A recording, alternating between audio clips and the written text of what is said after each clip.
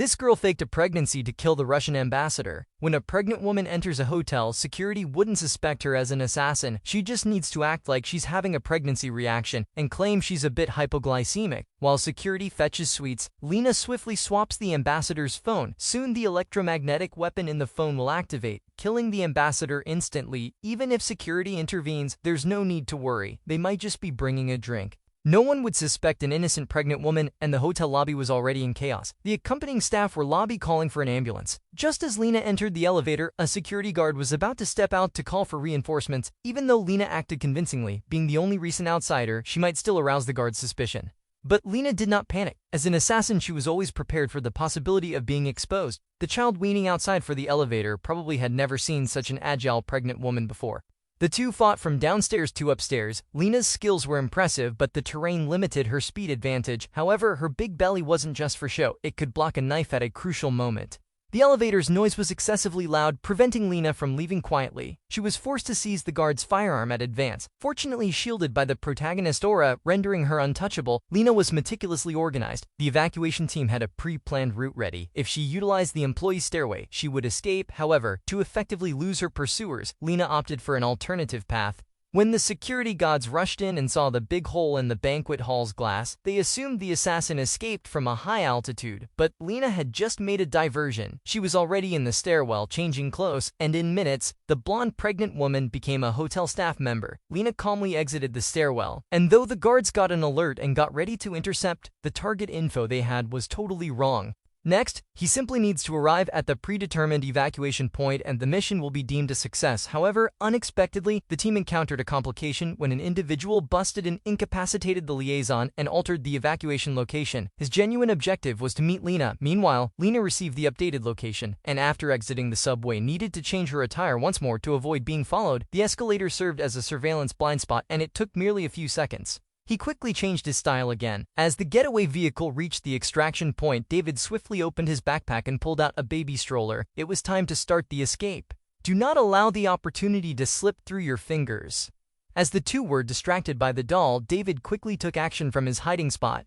He chose not to strike lethally. The more discreet this operation, the better. However, looking at the scratch in the headlight, David felt a twinge of concern. This could easily reveal a flaw, but the opportunity to meet was a one-time chance, and missing it would make it hard to find another. The second time, David poked the call at the agreed location, quietly waiting for Lena's arrival. Come on, Lena. Being the ace assassin she was, quickly noticed the scratch on the car. An unusual occurrence like this must have a reason. She sensed the dangerous vibe, knowing the organization would never send a problematic car for a pickup, so the driver must be an issue. Lena spawn dashed and drew her gun to create chaos. Once she enters the crowd, she will be safe. David felt utterly helpless. Dealing with an exceptionally clever woman was exceedingly tough. She wanted to halt the car and give chase, but the nearby police officers had already raised their tasers. Parking wasn't permitted in that area, so the plan would most likely fail. David had no choice but to drive away, postponing the anticipated meeting. Early the next morning, David went to the supermarket to purchase rubber gloves and detergent, meticulously cleaning the car both inside and out. Don't misunderstand, he wasn't a neat freak. He was embracing any trace of perspirance, and he was once an assassin, and Lena was indeed a 30 days ago to leave the organization. He faked Rhonda to his gate.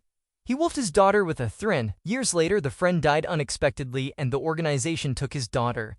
She was trained to be the next top assassin. David knew the risks of being an assassin, so he wanted to meet his daughter and take her away. However, he promised his wife that if the plan failed, to avoid the organization's suspicion, they must hide and wait a few years for another chance. David was a bit reluctant to accept this. Without waiting a day, his daughter was in greater danger. He finally chose to make one last try, despite his wife's objections. Since direct contact failed, he decided to draw them to him. He wrote coordinates on a con and left his fingerprints. David had worked for the organization for years and knew the boss's temperament well. The other party absolutely cannot tolerate any provocation. If they find out someone has kidnapped one of their people and smashed their car, they will definitely send an assassin for revenge. And it's the only assassination team currently in Korea. Only Lena can take on this task. Once everything was ready, David immediately returned to the safe house. As they say, the winds of the Yangtze River push forward, but he felt it necessary to make those recce's mystery that the lives of an assassin relies on more than just brute force. As for his daughter Lena, David prepared a gift full of manners where, that evening, after discussing with the organization, Lena finally decided to investigate the coordinates. She was also eager to find out what the mysterious person's purpose was.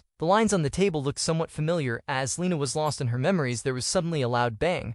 a partner. The companion triggered a trap on the stairs and instantly lost combinability. Unexpectedly, before seeing anyone, they had already lost a key player. David seized the opportunity to run towards the warehouse, cause Guru's ain't actually to kill, but to create a chance to be alone with Lena. Using the couplets layout of the warehouse, David quickly subdued the remaining assassins, leaving Omar Lena. To prevent others from suddenly waking up, David set the meeting place at the mountaintop cabin. After a night of activity, the sun had risen, and Lena cautiously walked into the room only to find a photo of her and her father on the table. As the familiar figure emerged from the corner, he could hardly believe his eyes. However, in Lena's memory, she was clearly an orphan, and her father had passed away 9 years ago. David had no choice but to explain his predicament, and then presented two options. Na hesitated momentarily, then ultimately decided to lower the firearm. Perhaps she had discovered a third alternative.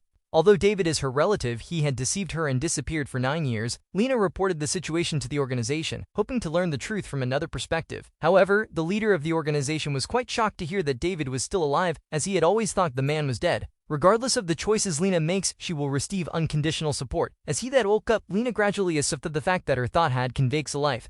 But he didn't want to leave just yet. He wanted to say goodbye to his colleagues. Meanwhile, the assassins who had been knocked out earlier caught up, and as soon as they saw David, they drew their guns. Lena's actions were completely instinctive. This indicates that in her heart, her father's position is clearly above others. However, it's quite strange why the other party would want to shoot without saying a word. Lena took out the other party's phone and saw the words, "No mercy" written on it. There was clearly an irreconcilable conflict between David and the organization. If Lena had to make a choice, she would obviously choose her father, and the organization, having invested so much effort in training Lena, would naturally not let the other party leave easily.